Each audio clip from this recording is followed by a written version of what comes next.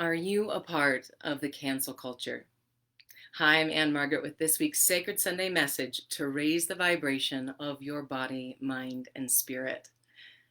So, after promising to cover this very heated topic for some time now, this week's message is about the detrimental, ever growing cancel culture.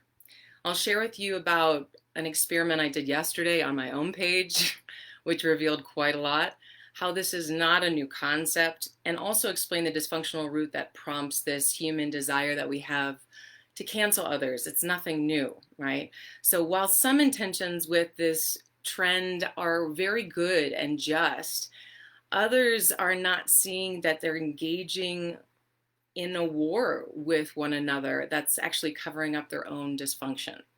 So, although we do not see tanks and exploding bombs and soldiers marching, we are armed with a very different weapon that's aimed at destroying those with whom we disagree. Those who justify this kind of immoral behavior of canceling hold a disease that's deep within them that, if unaddressed, will surely wreak havoc in their own personal lives. So we have a lot to cover. Let's get started, and thanks for joining me. The internet is such a reactionary place, and I know every single week I take a huge risk by not filming a video and piecing it together and editing it, but doing it live. So thank you for your partnership with this, for your support, and then also just being open to what we're addressing each week. These are not easy issues. Also, this topic is so vast that there's no way I'm going to be able to cover everything this week, so I will continue it next week and quite possibly the week afterwards. It's quite a big deal and a big dysfunction that we're dealing with collectively right now. So let's jump in. So cancel culture up on week, and I've put a bunch of notes for references in the bottom of this that you can go and dive a little further on your own. So cancel culture describes a form of extreme boycott, I'm reading this, in which someone who has performed an act that is considered a violation of today's social justice norms, even if those acts occurred very long ago, is thrust out of social or professional circles, either online, on social media, or in the real world, or both.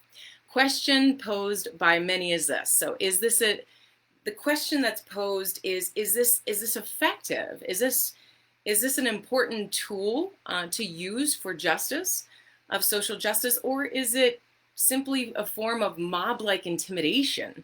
And like anything in our life, like any tool that's worthwhile, it really is up to how it has everything to do with how the person is using it, the individual is using it. So it requires a lot of responsibility on our own part to get to the bottom of this. And the origin is referenced as being in politics. Like we try and cancel politicians all the time based on one thing, even if their record is amazing and almost clean completely. If they say one thing, we'll go after it and we'll take them down in that way. So that's where the origin stems from, although it goes back way before that. And politics and social media together, it gave birth to this culture that we're seeing now. So as humans, we've always struggled with those whose opinions and outlooks differ from ours. And I'm not trying to be trite or belittle the issues that we address with this by saying that, but let's look at history, okay? So alarmingly, the desire to cancel or to erase a human or a group of humans is not a new concept. We've witnessed many, many horrifying and violent examples and have to learn from our mistakes so we don't repeat them. So collectively, I can easily just say we had the Crusades, killing several 100,000 in the name of conversion, in the name of God. The Holocaust, killing millions of Jews in the name of progress. Slaughtering of Native Americans and the enslavement of Black people in this country. I mean, we have so many examples of how we have tried to cancel or erase people that we do not deem worthy of having a voice or deem worthy of having freedom or sovereignty. So all of these disturbing acts of violence, every single one of them, were justified by the oppressors by a belief system that they related to like it was the truth. So think about it this way. Anyone who dissented during the time of the Nazis, who dared offer food to Jews as they were being paraded through the streets on their way to the concentration camps, like those Samaritans were really demonstrating Christ-like behavior, but instantly had targets on their back and at the very minimum were ostracized. So in our own country, during time of slavery in the South, white people who befriended black people or advocated for equal rights were targeted and their families were threatened. And if we do not remember history and that the absolute need for us to speak up, this cancel culture can quickly quiet us. So if we look at this on a personal level, and I'll go to that in a second, but if we look on this on a personal level, a lot of good can come from keeping people accountable, from exposing injustices. Sexual predators such as R. Kelly, Kevin Spacey, Harvey Weinstein, through the Me Too movement, was huge at exposing this predatory behavior. Unfortunately, it's way bigger than just those three. However, when does this go too far? Some would say never. Some would say never, but it's not that simple. Ask any judge in a court of law or anything like that, and they'll confirm it's not that simple, okay? We can't just say, yeah, let's hang them all up to dry. However, acting out as a sexual predator is very different from those who are now being persecuted for their own personal belief system. Case in point, the executive from Boeing, Neil, I think it's Golightly, he resigned. He resigned after an employee in the company complained about an article that he wrote in 1987, 33 years ago. And if you don't remember 33 years ago, I do. It was a very different place and a very different culture. Now, this doesn't excuse what he wrote at the time. He was a Navy pilot, and he said that women should not serve in combat. And when this was called out into the public, he even wrote the New York Times and said specifically, and I quote, "The article I wrote with arguments I disowned soon after makes for painful reading." He's 62 now. So he wrote in the email, he said, "It's painful because it was wrong, painful because it was offensive to women, painful because it reminds me of the sharp and embarrassing education and the uniformed and uninformed me of that time." And he felt that as soon as that piece appeared, okay? So he publicly apologized. He was publicly humiliated and shamed for something he wrote 33 years ago and even apologized then for. And he was fired from his job. There's something off about this. It's almost like this crazy social media attempt at painting our lives as perfect, like we're this perfect human being and all we show is the goodness to the world. But yet what we're not doing is showing that we are all human. That's why I do these talks live, guys, because I even screwed up the other day and said thousands of Jews instead of millions of Jews. I screw up all the time. I'm a human being. And if we are holding people to be perfect, they will always fail. They will always fail. This guy apologized, publicly apologized, and still was fired from his job. Was that a movement by Boeing, like a political movement for the company? I don't know, you decide, okay? Also, on a personal level of families, we stop listening to each other. We'll stop talking to one another. And the wars that exist out in the public eye are wars that start at home, guys. They start within the individual. They start within individual families. So with social media and public shaming and verbal violence, all of this needs to be checked. So let's look at why this exists, and I'm going to go into more of this next week. There are two paths that we have, and without sounding too woo-woo or whatever, get over it, like we are spiritual beings. We have a soul path and we have an egoic path. And the wisdom of our soul recognizes the presence of God, the universe, collective wisdom, divinity, love, whatever you want to say, in each person, and seeks to learn and understand from a compassionate heart and a humble heart. That's the soul's purpose, okay? The goal of our ego is very different. It's to silence or suppress anything oppositional in our desperate attempt to always be right, to always be on the winning team. That's our ego. As we are inundated with thousands of marketing messages every single day trying to brainwash us with messages of inadequacy, we it's almost like we don't even know who we are anymore. We've lost sight of who we are. And we have begun over-identifying with our opinions, our belief system, our political parties, our winning teams, right, left, whatever. We are over-identifying with labels.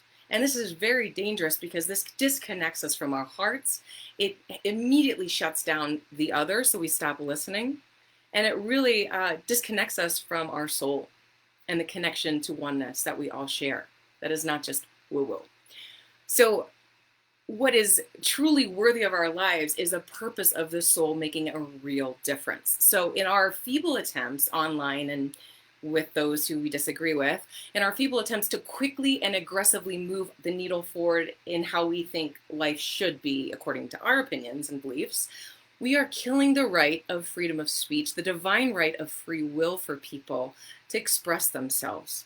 We're trying to shut them down. And when we attempt to silence the opinions and the convictions of others, we're supporting a culture where sooner or later it's gonna happen to us. And there's a beautiful, I put this in the notes too, that it's easier to keep quiet, right? Because we're not gonna get attacked. I know yesterday in my experience of posting something very controversial on my own page and seeing what the response would be, oh boy, there's a lot of attacking, but there was also a lot of great conversations, constructive conversations happening too, which is awesome. So when polled about this trend, a lot of people said, you know, I just keep quiet. I don't even say anything online because I know I'm going to get attacked. And they don't express their truth, right? Because of that backlash. I want you to look up that quote, and we've heard it, Martin Niemöller. I think it's Niemöller. He's a German Lutheran pastor who kept quiet during the time of the Nazi regime. And he's the one who said, you know, first they came for the communists. I didn't speak out because I wasn't a communist. Then they came for the socialists. He didn't speak out because he wasn't a socialist. Then they came for this. Then they came for the Jews. I never spoke out. And then they came for me. And no one was there to speak for him. All right? No one was left. Check out the whole prayer or poem. It's beautiful. So we have to look at, does this work? Like, is this cancel culture work? It's ineffective. Even Keith Hampton, who's the professor of media studies at Michigan State University, said this doesn't lead to change in opinion, this aggressive online behavior. It creates fear. If we speak up, will we be attacked? And one of the negative components of this cancel culture is this delusional belief that we're actually making a difference. If we truly want to make a difference, we need to address the issue on a root level, do more research, and speak to one another constructively rather than just try and tear off a leaf off the tree. We need to go to the root of the problem. So justice is not happening. R. Kelly's music, immediately the streaming went back up right after it was confirmed he was a sexual abuser of minors. It was public knowledge. Kevin Hart was bounced back immediately after his homophobic tweets. So are we addressing the real issues? So why do we do this? I mean, I boycott items that I don't believe in how they produce their products or the philosophies. Am I running a smear campaign or shaming others who wear these brands? No, you know, two wrongs never make a right. But this trend goes much further. So I'll talk more next week about the dysfunctional ego and the root behind this and why we do this, and wanting things to be overly simplified, black and white, and really the difficulty that we have in seeing that this issue of what's going on in the world is so much bigger than we are thinking. It's not black and white, okay? There's so much else going on. For example, a lot of people are talking about human trafficking. And what is so unbelievable is that, like, we just bury our heads in the sand. It's like, oh, no. We just stop listening. Don't we just stop listening? Oh, no, it's too much. It can't be true. Give me a simpler problem to solve, or better yet, solve it for me. The reality is that every single year, 800,000 children just in North America are stolen. They disappear. Okay? These kind of issues in the world, we need to look at everything. We can't just focus on one thing or another. So we need to be asking ourselves, yes, we need to get to the bottom of things. Of course, we need to be discoursing. But how do we stop this fearful intimidation online? Are we calling someone crazy, dismissing their talking points? Are we not in touch with our own anger or dismissive communication? Like, if you're choosing to engage, are you really up for the conversation, or are you just trying to shut it down? Are you taking cheap shots? Have you forgotten that this is really a person? So remember, you guys, like, If we're canceling, we're forfeiting our opportunity to learn. Use your voice, and remember that you don't say everything that you are feeling and you are thinking. Keep raising the vibration. Bye, everybody.